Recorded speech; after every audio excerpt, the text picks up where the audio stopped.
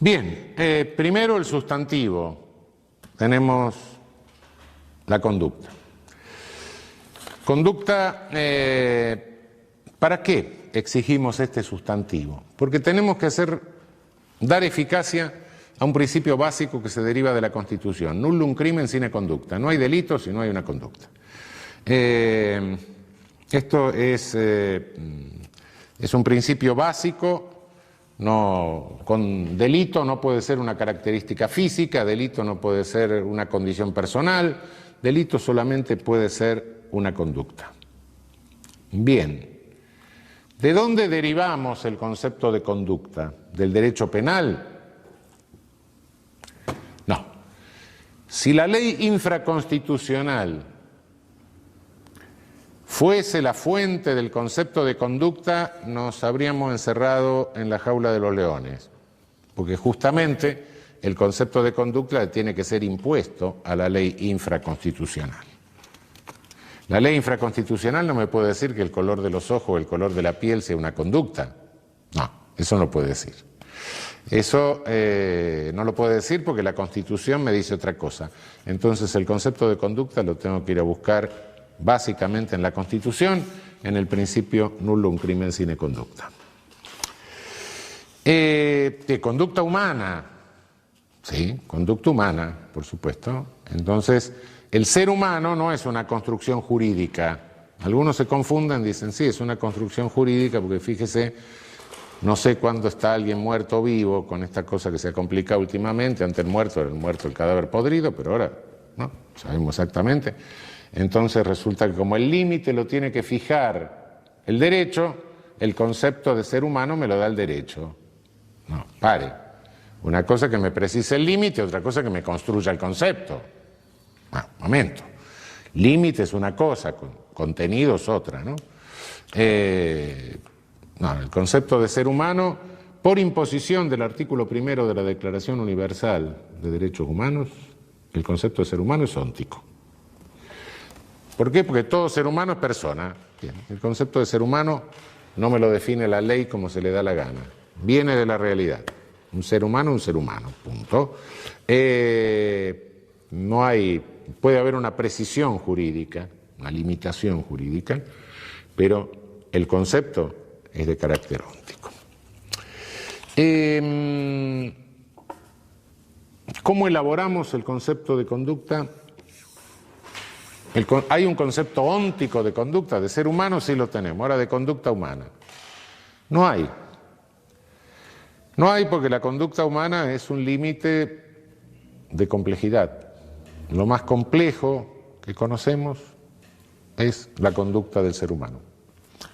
No hay ningún concepto de conducta que sea válido para todas las ciencias, universalmente válido, no. Cada ciencia procura de los datos ónticos de la conducta lo que le interesa para su conocimiento. La sociología busca fundamentalmente la cosa interactiva, la psicología depende de la escuela, un conductista va a buscar conducta manifiesta, un psicólogo profundo va a buscar las motivaciones inconscientes, cada uno del dato toma los datos que hacen o que interesan a la construcción del concepto conforme al área óntica que está trabajando, o de que se ocupa la ciencia en particular, selecciona los conceptos, elabora su propio concepto de conducta válido para su ámbito de disciplina, pero no hay un concepto universal de conducta, ni puede haber un concepto óntico de conducta, alguien que explique toda la conducta humana, eso no existe. El derecho penal tiene el mismo derecho que cualquier otra disciplina para seleccionar del dato óntico de la conducta aquello que considera necesario para elaborar su concepto de conducta, teniendo en cuenta que la finalidad que persigue al elaborar el concepto de conducta es hacer realidad el principio constitucional: no hay crimen sin conducta, nullum crimen sine conducta. En tal sentido le basta tomar de la realidad dos datos fundamentales, que son la voluntad y la exteriorización de la voluntad. Estos dos elementos son necesarios y suficientes para dar vigencia al nullum crimen sine conducta constitucional.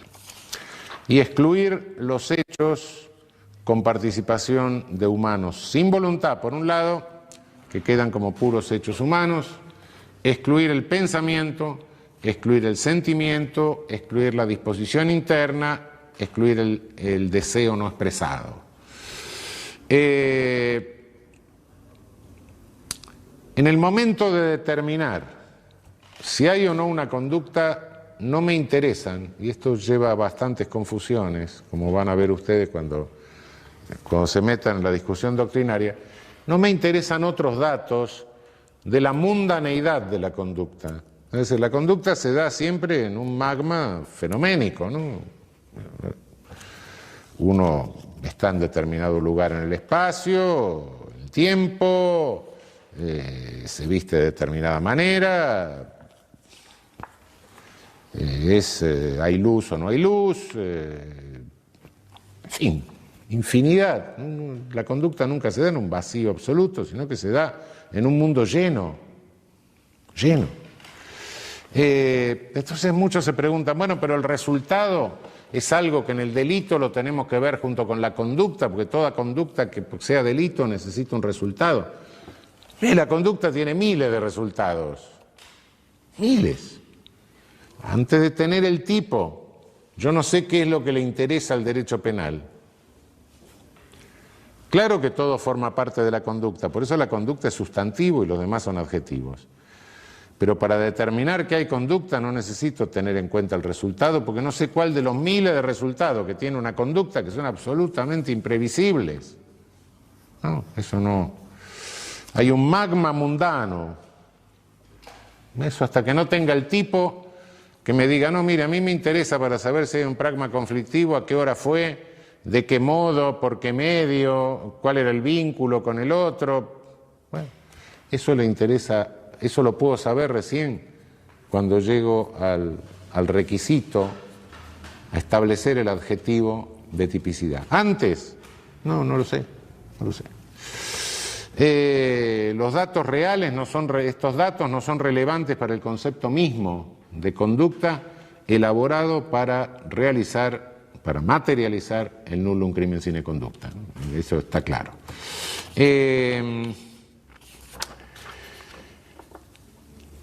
Ausencia de conducta hay cuando tenemos lo no exteriorizado. Lo no exteriorizado pueden ser disposiciones internas del ánimo, pensamiento. Hay un principio romano tradicional, cogitationes poenam nemo patitur.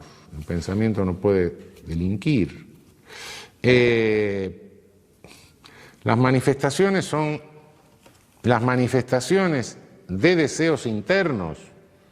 Sí, claro que pueden ser punibles, las manifestaciones sí, pero el deseo, la disposición interna, el pensamiento no. El pensamiento y lo interno lo podemos o bien saber por manifestación o bien inferirlo. Lo que está prohibido es inferirlo. La manifestación, claro, yo puedo odiar a un sujeto, está prohibido que me condenen por inferir que odio al sujeto, pero si manifiesto mi odio al sujeto rompiéndole la cabeza, no, yo lo puse de manifiesto, claro, eso es otra cosa. Lo que no se puede hacer es inferir disposiciones internas, pensamiento, etc. No hay conducta cuando se trata de puros hechos humanos, es decir, de intervención de un ser humano sin voluntad. La intervención de un ser humano sin voluntad puede darse en dos hipótesis. Una, que no tenga capacidad humana de voluntad, que el sujeto momentáneamente o permanentemente no tenga capacidad humana de voluntad. No tiene capacidad humana de voluntad un oligofrénico profundo, por ejemplo. No la tiene. Si hace movimiento, tiene una capacidad. No tiene capacidad, más claramente, no tiene capacidad humana de voluntad, es involuntable, un epiléptico en el momento de la crisis. Todo crisis de gran mal.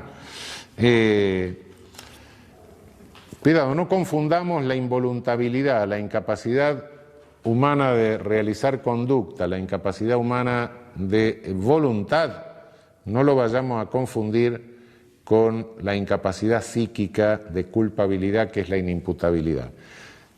Para que haya incapacidad de conducta, incapacidad de voluntad, involuntabilidad, lo que debe haber es inconsciencia, privación de la conciencia, un estado de coma, un estado de crisis epiléptica, de gran mal, no hay conciencia. Una desconexión, plum, se cortó la conexión eléctrica y hasta que no se le restablece, el sujeto está inconsciente, privado de conciencia. La inimputabilidad es una perturbación de la conciencia. Hay una conciencia funcionando a nivel perturbado. Acá directamente no hay conciencia. La otra circunstancia por la cual puede no haber conducta, porque queda reducida a un mero hecho humano en que interviene un ser humano pero sin voluntad, es la llamada fuerza física irresistible, que puede ser interna o puede ser externa. Fuerza física irresistible interna puede ser una parálisis histérica. El sujeto de pronto se paraliza, enmudece, en fin. Hay una incapacidad de conducta por una fuerza física irresistible interna. Su cuerpo no responde a la manifestación de voluntad. Puede haber una fuerza física irresistible externa, que es cuando el sujeto actúa como una masa mecánica, ¿no? Estoy parado delante de una vidriera, viene una multitud, me empuja contra la vidriera, rompo el cristal de la vidriera, me meto adentro, es un desastre, no hice nada, no tuve voluntad de nada, simplemente me llevó una fuerza, colocó ahí. Estoy en un balcón, me empujan, me caigo, lesiono a un sujeto que está sentado abajo. Fuerza física irresistible de carácter externo. Hay una incapacidad de acción o de conducta que es muy discutida en el último tiempo, que es la de las personas jurídicas. ¿La persona jurídica puede realizar una acción? En realidad la persona jurídica es incapaz de acción. Si nos atenemos, es una vieja discusión que viene de la doctrina alemana del siglo XIX, la teoría de la realidad, la teoría de la ficción. El derecho penal rechaza la teoría de la realidad de la persona jurídica.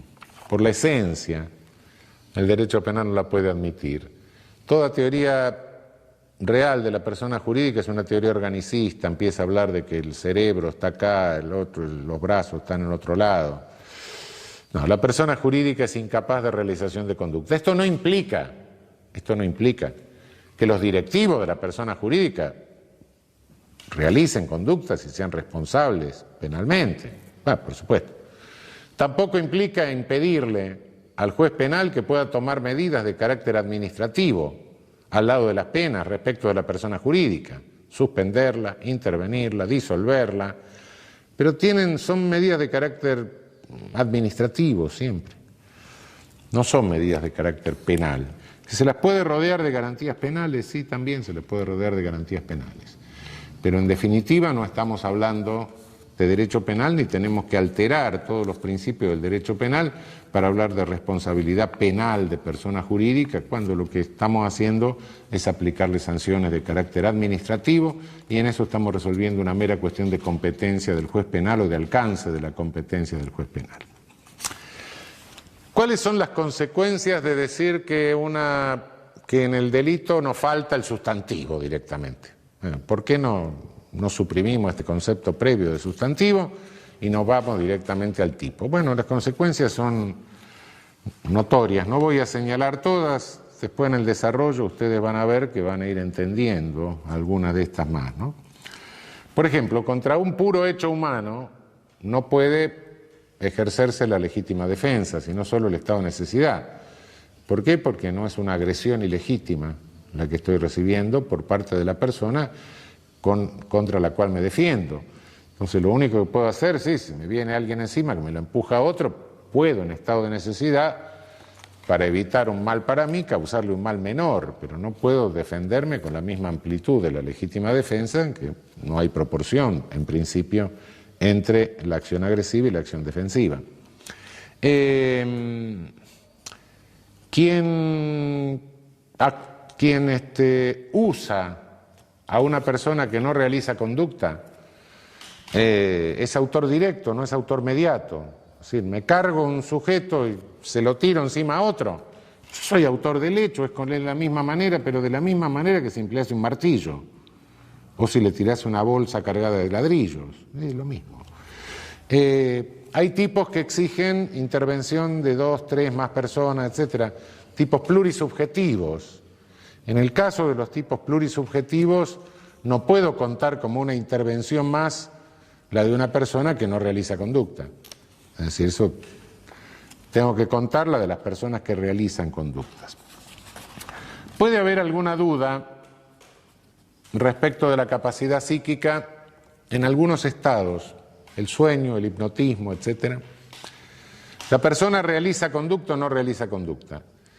Hay discusiones científicas, discusiones de neurólogos, etcétera, y puede sembrarse una verdadera duda penal. Es una cuestión de hecho, en cada caso yo creo que hay que resolverlo, y si hay una situación de duda, tiene que funcionar el indubio pro reo. En la duda tengo que estar en lo más favorable al sujeto, y lo más favorable al sujeto es considerar que en esos casos no hay conducta directa.